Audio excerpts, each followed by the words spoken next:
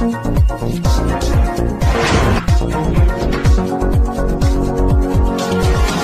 का कारण मुझे नहीं लगता कि आपको नहीं पता होगा। हार का कारण पूरे बिहार को पता है और ये चुनावी चीज़ है। मुझे मुझे लगता है कि मैं एज़ ए कलाकार ही सही हूँ और हम लोगों के लिए पॉलिटिक्स सही है नहीं। रीज़न ये कि यहाँ सच बोलने पे प्रॉब्लम है।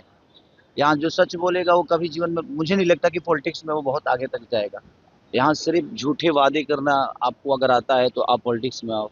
आपको दुनिया को सिर्फ बेवकूफ़ बनाना है तो आप आओ।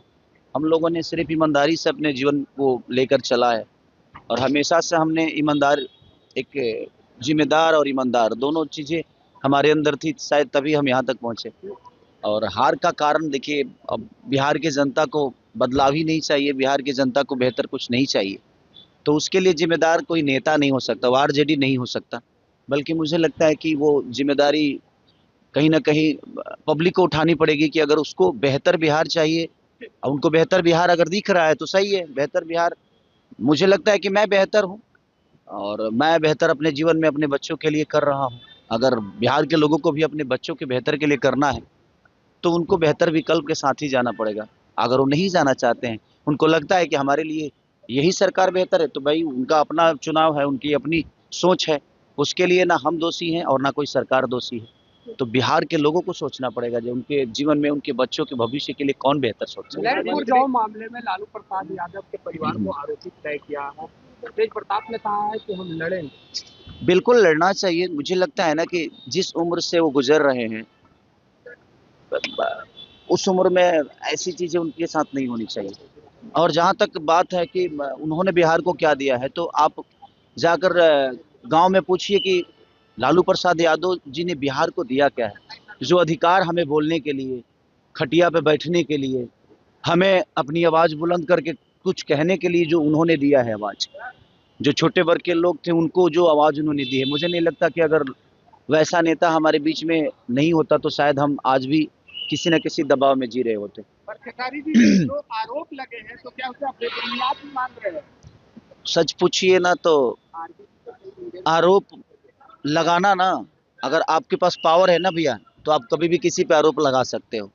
कितना आदमी चीजों को, हर चीज वैध भी अवैध हो जाता है जब आपके पास सरकार नहीं होती है, तो आपकी चीज है। मुख्यमंत्री नीतीश कुमार जी को लेकर के भारत रत्न देने की मांग उठी है। बिल्कुल बिल्कुल बिल्कुल मिलना चाहिए भाई। अगर उनके पार्टी ने उठाया है, पब्लिक ने नहीं उठाया, तो उनकी अपनी पार्टी है, वो तो उठाएंगे ही कि उनको ये सम्मान मिले, वो सम्मान।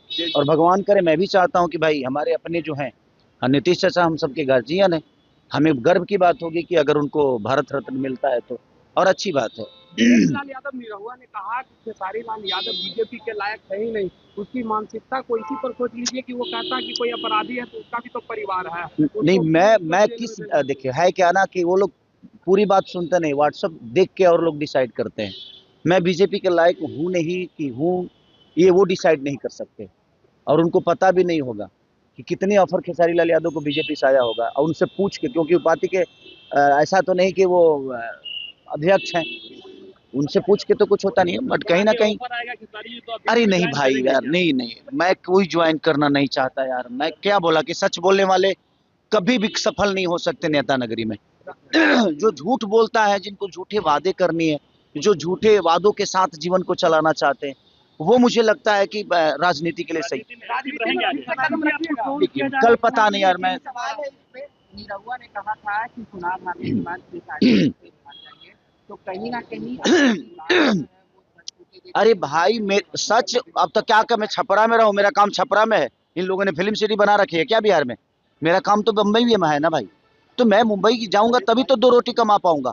ये तो रोजगार दिए नहीं और खाली भाग जाएगा, तो कहाँ जाऊं? छपरा में दे दो यार, फिल्म सिटी दे दो, क्योंकि मैं संगीत के बिना रह नहीं सकता।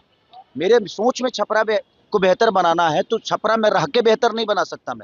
मैं कहीं कमाऊंगा तभी छपरा के लोगों का मदद कर पाऊंगा। और कमाने के लिए इन्होंने मेरे को फिल्म सिटी तो दिया नहीं, कोई चीजें तो दी नहीं यहाँ पे।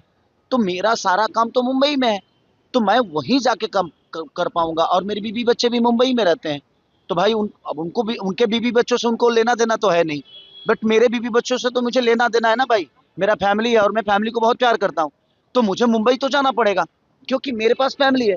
और जिसके पास फैमिली है तो फैमिली के पास जाएगा ना वो। आप महिलाओं का हमेशा सम्मान करते रहे हैं, लेकिन पवन सिंह जो है भाई ये उनका जीने का तरीका है। अब देखिए वो महिलाओं का सम्मान करते हैं?